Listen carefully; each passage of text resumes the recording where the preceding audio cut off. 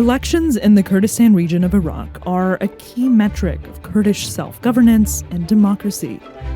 This year, the parliamentary election takes place amid internal divisions within Kurdish political parties.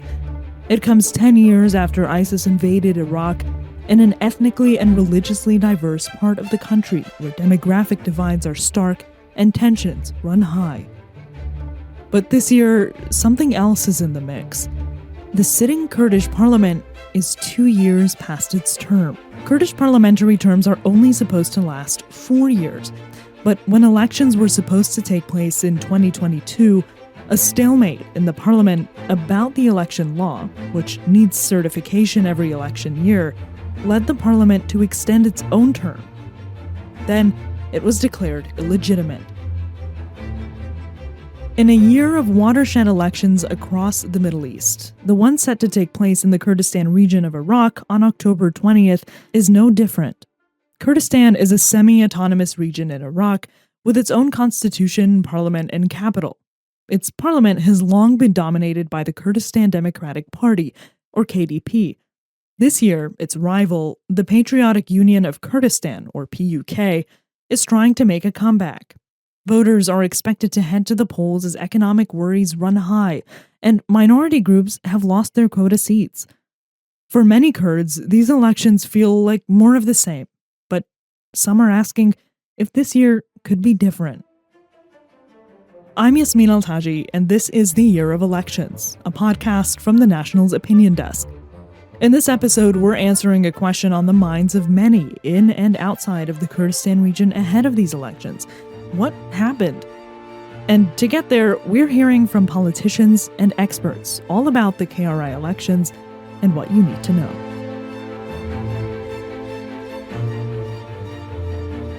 Understanding Kurdish politics, or why these elections are so significant, means understanding its history. The Kurdish ethnic group claims parts of Iran, Iraq, Turkey, and Syria as part of its ancestral homeland. And Syria has the anti-regime, Kurdish-led, and US-backed Autonomous Administration of North and East Syria, also called Rojava. But Iraq is the only country with a semi-autonomous Kurdish region recognized by its federal government. Kurds, like other ethnic and ethno-religious groups in Iraq, trace their roots back thousands of years. But we'll start just about half a century back. Saddam Hussein had just assumed power, running Iraq based on pan-Arab Iraqi nationalist policies that sometimes included the neglect and direct targeting of native ethnic minorities, like Kurds. In measures like the Anfal campaign. The year before, Saddam's army had swept through Kurdistan in a campaign against Kurdish rebels, which killed anywhere between 50 and 100,000 men, women, and children. Or the Halabja massacre. 30 years on, the horrors of the chemical attack on her hometown in northern Iraq still haunt her. And when it was advantageous to the US, Washington would join in. So, the US has been a very important, if not the most important, international partner of the KRG for a very long time, obviously. That's Lahib Higel, a senior analyst on Iraq at Crisis Group. Obviously paving the way for Kurdish autonomy through the no-fly zone that was established in the 90s. And then, backing Kurdish autonomy and shaping up the structure for it under the new political system after the US invasion of Iraq in 2003. She explains that US involvement has been crucial in establishing Kurdish autonomy. The no-fly zones that she's talking about were set up by the US, UK, and France after the start of the Gulf War in 1991.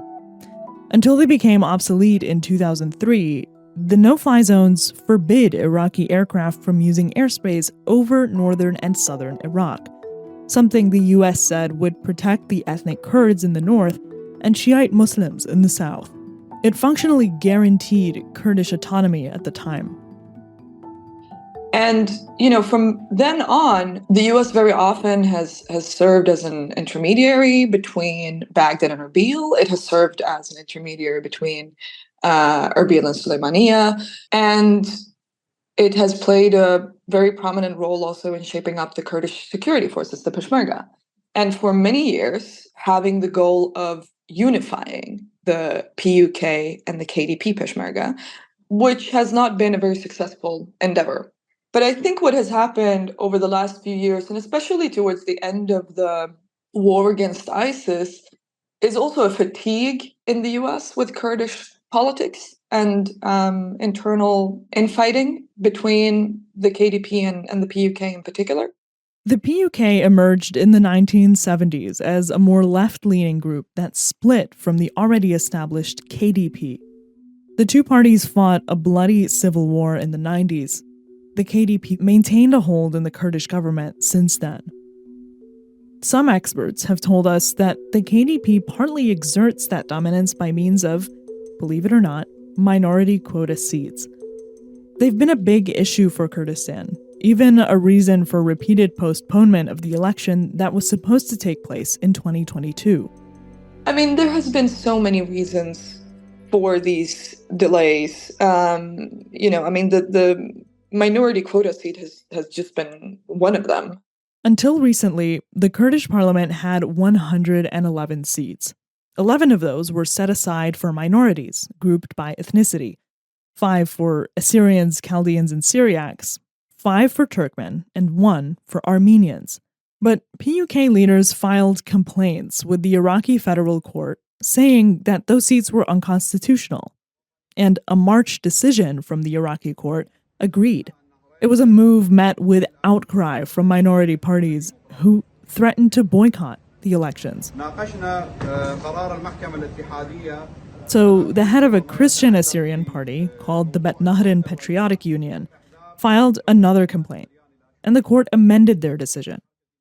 Now, there are 5 minority seats, divided among 3 provinces or governorates. The Suleymaniya governorate will receive 2 seats, Erbil will receive 2 seats, and Duhok will receive 1. All of this ultimately means fewer, or potentially weaker, minority voices in parliament. But for the region's minorities, it's not just about the seats. It's the latest hurdle in a dark, often bloody history. And we've seen the numbers of these minorities dwindle across Iraq. That's Siobhan Fazl, a PhD student at Boston University. He's here to explain how minorities fit into the Kurdistan region's political system. And it's basically either leaving their areas in south and west of Iraq in the first phase to the areas in the Kurdistan region, because the Kurdistan region remained remarkably stable and acquiescent for a large part after the invasion in 2003. A bulk of the minorities in the Kurdistan region are indigenous to the area, as well as other parts of Iraq.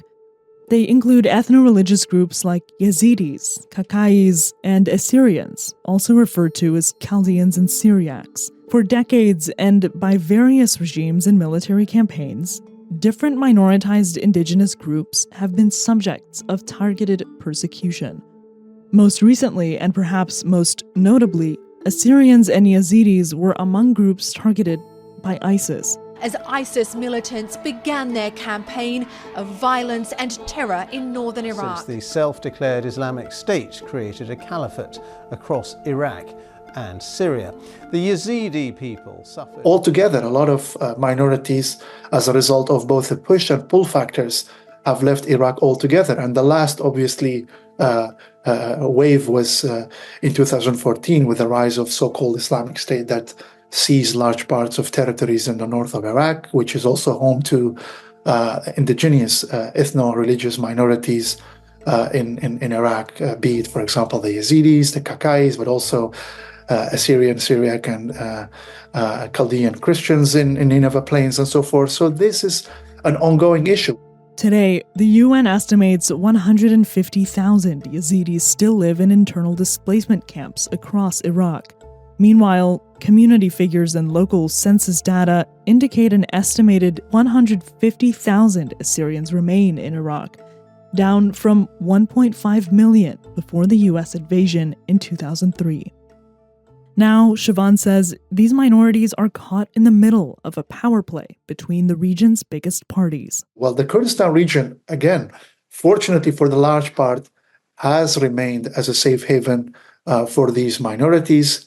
But of course, that doesn't mean these minorities did not have any grievances or how they have been contesting in these elections. But I think the main issue is one of the demise of the power sharing arrangement or the relations between the KDP and PUK that has caught minorities in the Kurdistan region in between this power struggle between the two principal parties of the Kurdistan region. Minority representation in parliament is important, and minority parties still want those quota seats, but they want the rules around them to change. The Assyrian Democratic Movement's current Secretary General is Yaqub Yaqub. He told The National minority seats aren't representative of minority voices. This means that there is an intention to distribute these seats across KDP and PUK areas of influence. Therefore, these seats no longer represent the Assyrian Chaldean Syriac component of the Kurdistan region.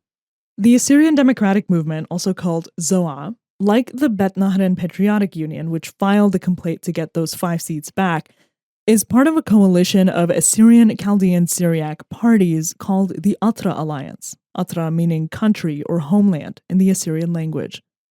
After the final decision from the Iraqi court reducing the minority quota, the Atra Alliance announced it would boycott the entire election. Yonadam Khanna is the former Secretary General of the Assyrian Democratic Movement. He said the coalition probably knows that, given the new laws, they would have lost. To respect the free will of people to elect a real representative of our community. That's one. Second, they are sure they will lose. For sure they will lose, so that's why they decide to boycott. It's better for them than to go and, I can say, share the election, and then at last they will be the losers because they cannot compete. And the Kurdish community are millions and we are thousands. Here is Yaqub again. By boycotting these elections, we hope to achieve several goals, notably depriving the electoral law of political legitimacy. I asked him how the party responds to potential concerns by voters that the boycott only guarantees they won't have representation. These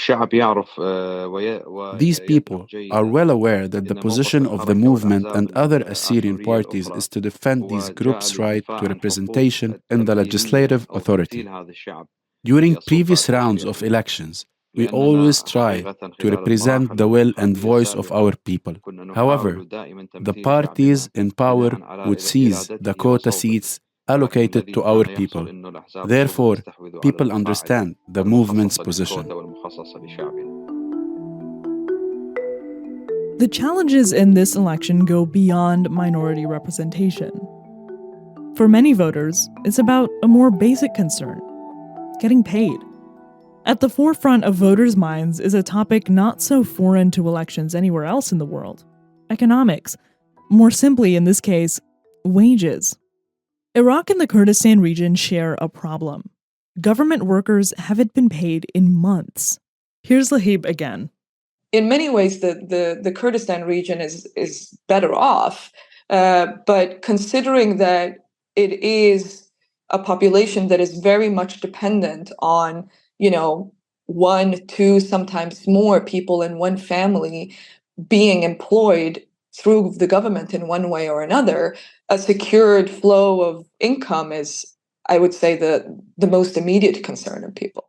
So, do any of these parties have the capacity to change that? In terms of the KDP and the PUK, it's mostly a blame game. So if you look at the campaign that the KDP is running on, it's very much focused on, while both of them are invoking these sentiments of nationalism and, the importance of Kurdish autonomy and independence and so on.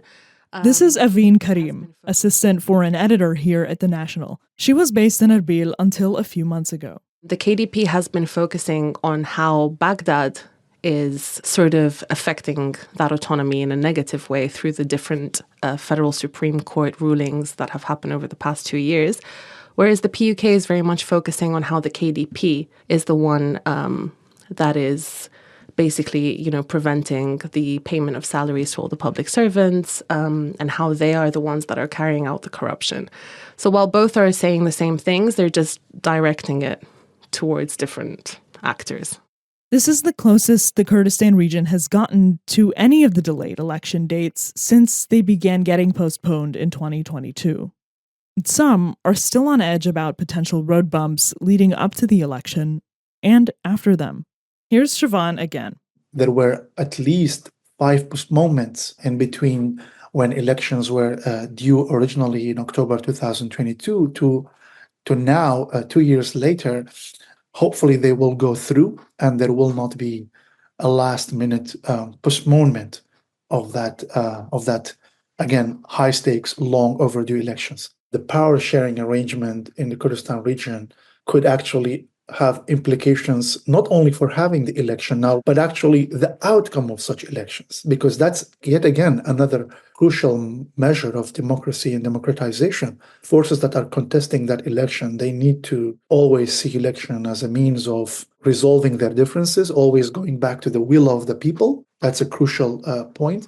And the second one is respecting the will of the people, which means respecting the outcome of the elections. And that is one of, I would say, of uncertainty. Here's Aveen again. They've been calling for free and fair elections. That's the motto that you see everywhere. But whether they will be free and fair remains to be seen. But, a lot of observers are saying that maybe that doesn't even matter anymore to the international community. They just want these elections to go ahead. The Kurdish elections are in the company of others across the region that, with so much at stake, could reshape the political landscapes of their respective countries for years to come. It remains to be seen on October 20. Thanks a lot for listening. You can follow and subscribe to the Year of Elections to get all the latest episodes as soon as they come out. I'm Yasmin Altaji, host and producer of this episode. We're audio engineered by Arthur Edison, and our editor is Daw Farid.